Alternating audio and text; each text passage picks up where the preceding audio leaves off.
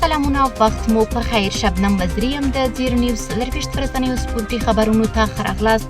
جمعه د 1404 هجري لمریز کال د سنبلې 28 او د 2015 زیږدیز کال د سپټمبر 19 ده. مننه چې له موږ سره یاست. زموږ پاڼې هرومرو خوښې کړئ. آسیا جام سیالیو کې د افغانستان کرکټ ملي لوبډلې سفر پای ته ورسید. افغانستان د سریلانکا پر وړاندې لوبه د 2 منډو په توپیر وبایلله چې له دې سره د آسیا جام سیالیو څخه بهر شو.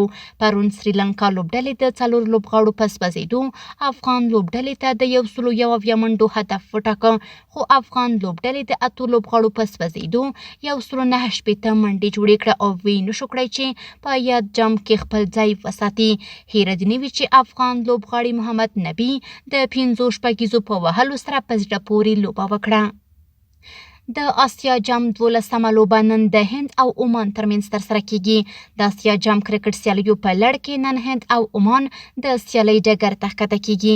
دغه سیالي نن ماښام د افغانستان پر وخت 9 بجې د ابوظبي په شیخ زاید کرکټ لوبغالي کې پیلېږي.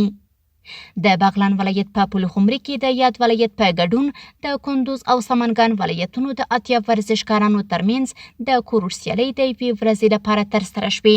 د دغو سیالیو په پای کې له ګډونوالو ورزشکارانو څخه 40 تنو خپلو سیالانو ته په ماتې ورکولو سره د اتلولۍ لومړی مقامونه خپل کړل. د سپورت له ډګره وروستی خبر همدا چې هرات کې د لامبو وهلو ټکنیزو سیالیو 14م پړاو د یو ورځني پروګرام په ترڅ کې ترسره شو چې پکې له 3 سني کټګوریو تنکیو ځوانانو او لویانو څخه 40 لوبغاړو ګډون کړی و.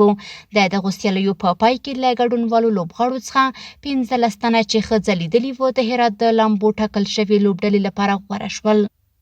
سپورتي خبرونه هم دومره وو. په خپل رسنیو باندې فیسبوک، انسټاګرام، ایکس افغاني، ټویټر، یوټیوب او ټیک ټاک زموږ خبرونه خوښي او موږ تعقیب کړئ. ادرس یې زیر نیوز 24 تر سبانۍ خبرونه د الله پامان.